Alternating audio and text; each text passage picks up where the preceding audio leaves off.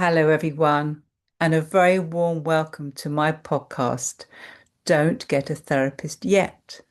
And the idea really is to educate you all about what therapy is, what kinds of therapists can help you, but also some self-help strategies so that if you can't afford a therapist, these are things you can do yourself to help yourself. So I hope you appreciate that. And today I'm doing the podcast and I've chosen the subject of childhood bullying because I hear so many people when are adults are still suffering from the traumatic effects of being bullied as a child or as a teenager as well. It's a very common theme. So I have some strategies which I think you can do to help yourself and give them a go. So one of the approaches I'm really fond of is compassion focused therapy. And one of the reasons is that, when you have trauma, you often have like a threat response. So what I mean by that is you often feel very fight or flight or freeze.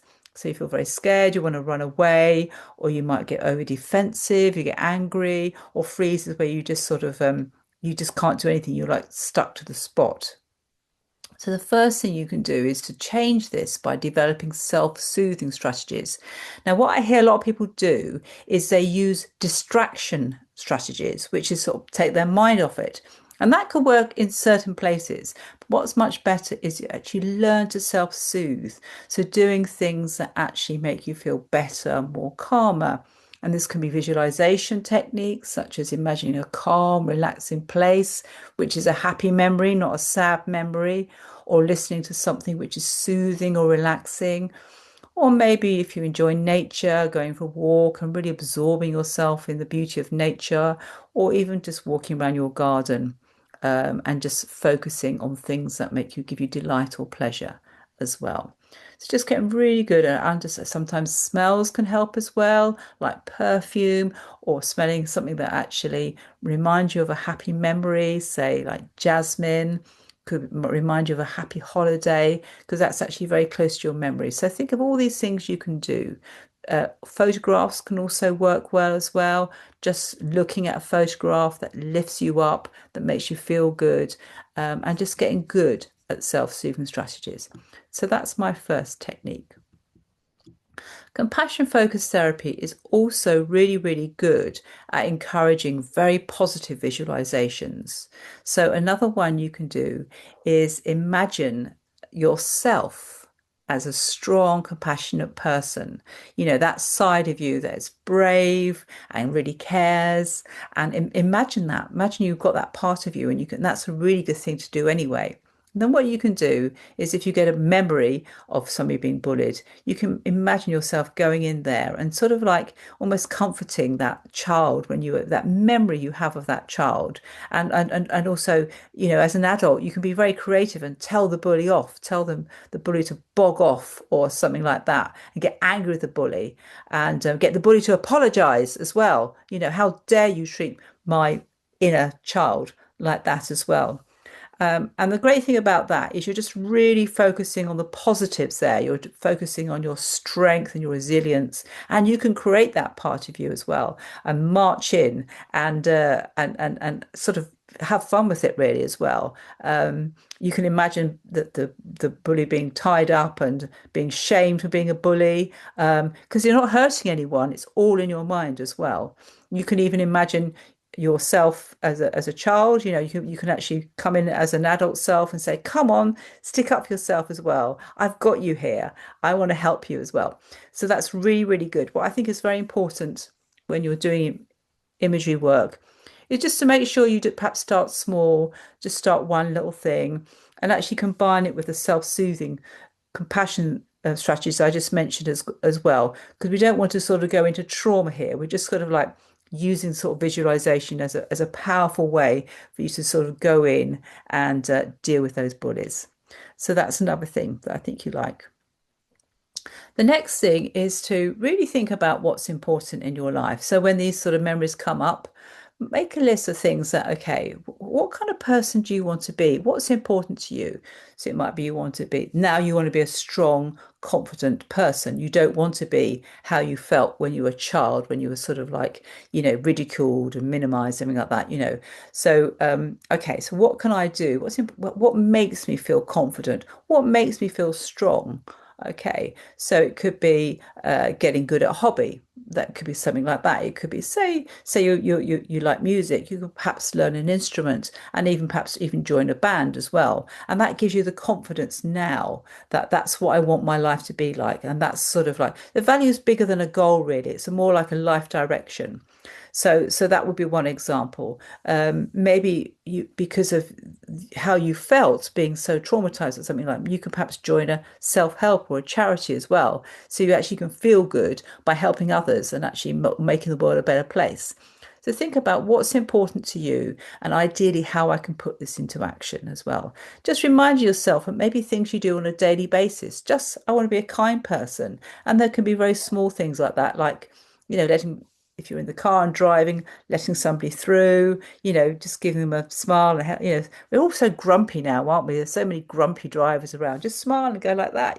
I'll let you through. You're being kind. You're opening a door for somebody. Such a small thing, isn't it? But those little acts of kindness can really make you feel good about yourself and you actually feel confident. It's just good to just write these things down and just sort of think, okay, what is it about my life that I want to focus on? And ideally, just doing those little things day by day, just sort of build it up and celebrate it as well. Don't dismiss those things because those small things can make a very big difference. If you do them again and again on a daily basis, they can really grow into something quite big and strong as well. So another thing from acceptance and commitment therapy, ACT as it's known by short, is kind of like looking at your language. And this is really, really good. It's such a powerful strategy. I love this one as well. So when you say to yourself, I'm weak or I'm stupid, okay, what do you think that effects that actually has on you as a person when you just tell yourself all these things? Okay. So another way is to actually change the language. Just don't say this. Just say that, sometimes I'm having a thought that I'm weak and stupid. It doesn't mean that I am. It's just the way my brain works. Or sometimes I'm having a really unhelpful thought that I'm weak and stupid. But actually, I do know there's evidence that I'm not that way. It's just like an old thought, like a sort of old granny thought. Nothing wrong with grannies, don't get me wrong. I just want to correct that. But like an old thought, sort of going, yeah, yeah, so weak and stupid. What are those sort of naggy old kind of croaky old people? Not like a lovely granny. Just want to make that clear. Ah, yeah, you're so weak and stupid, yeah. And you see how you're sort of making a bit of a mockery of it now as well. And sometimes it works. I've told this before. Call it a name. Call it. I don't want to insult anybody. But call it. Craggy old voice would be. Oh, here goes a craggy old voice. It's just going on and on and on. And it's just that part of my mind just going, and you're making fun of it now as well. So you're making it lighter. You're kind of just noticing that part of you. It's just part of you over here. It's not the whole you. You're just kind of having a different relationship with the thought. You're taking away its power. Is how it works. And again, if you're a creative person, you can have a lot of fun with that as well. You can you can really exaggerate it and laugh at it a little bit more and make the voice go even higher. It's really, really stupid. And again, have fun with it and enjoy that. Okay. It just takes away some of the pain and the seriousness of all that emotional trauma. And it's something you can do yourself. And again, be creative with that. Mindfulness is also very, very good. So what happens here is sometimes we can get very lost in our thoughts and we can get very lost in the past.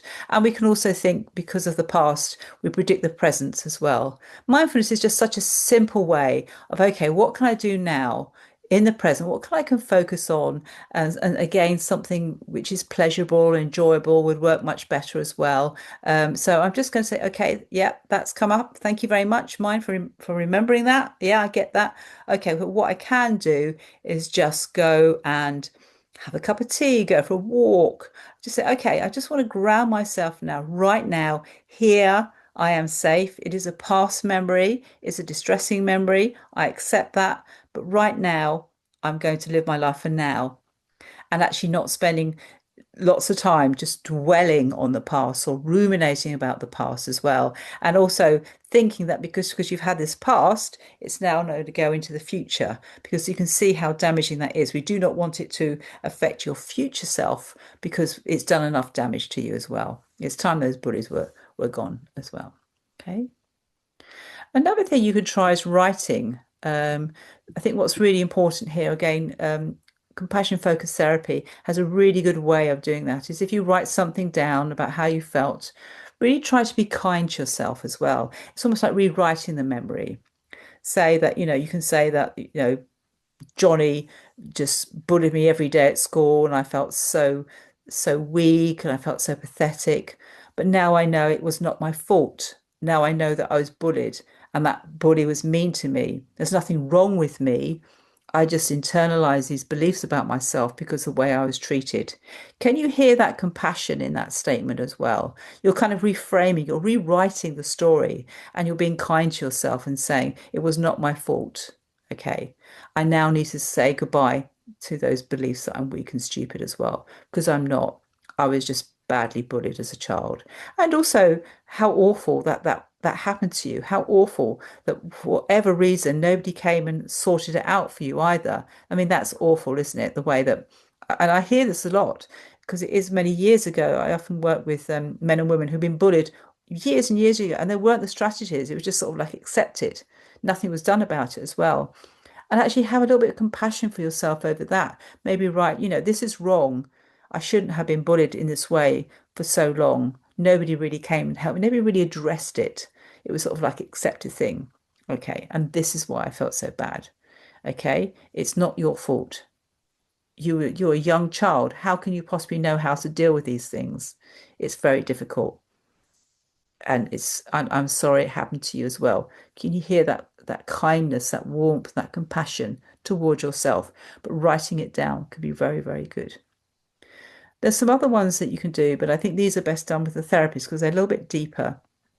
And I think it's really good uh, to work with someone to support you through this. But I'm just going to mention them to you and see what you think about them. Okay. So um, you can actually go into the memory in a bit more depth as well, and really, as I said before, but perhaps experiment a little bit more about being that child itself and the child with support, talking back to the bully, saying what they need to say to the bully, um, imagining a different scenario, say the bully being punished and everything like that. But actually going in as yourself is quite a sensitive thing. So as I said, I think it's best done with a therapist. So you've got the support and you've got the understanding. But you can look for a therapist who would do those kind of work as well. It's sort of like imagery scripting is good. It's very, very powerful and amazing. But it's also making sure you're supported as well. And also just connecting with your inner child, just being there with that inner child, just having a different relationship with that inner child as well. When I say inner child, it's that part of you that was been hurt and damaged as a result of that, caring for that inner child, loving that inner child, encouraging that child as well, almost like holding it with great deep sensitivity, love, warmth, and support. And that's a very, very good one as well. So I hope that's food for thought for you. I hope there's something there you can take away. The most simplest ones I started with at the beginning, which are just learning the self-soothing things, doing things that actually align with your values as well, and the mindfulness. They're all sort of here and now things as well. And you can gain an awful lot of support by doing those. So I really, really encourage you to do those. You can always contact me and we can either have a bit of a session over it, or you can ask me a bit more about what I do. I also use EMDR, which is something else I can explain as well. So if you want to find out more about me, you can always contact me via my website. It's wendycastellino.com, and I look forward to hearing from you. Have a lovely, lovely day, and don't let these bullies still damage your life. You're so much more than that. Thank you.